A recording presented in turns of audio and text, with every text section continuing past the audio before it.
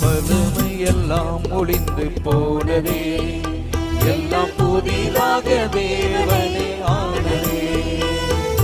பழமை எல்லாம் ஒளிந்து போனதே, எல்லாம் புதிதாக தேவனே ஆனதே. உந்தன் மகிமையில் இறங்கியே வாருமே, உந்தன் மகிமையில் இறங்கியே வாருமே. நாங்கள் மறுரூபம் அடைந்திடவே, நாங்கள் மறுரூபம் அடைந்திடவே.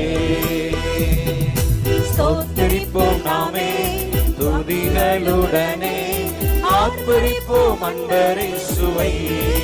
அல்லேலூயா.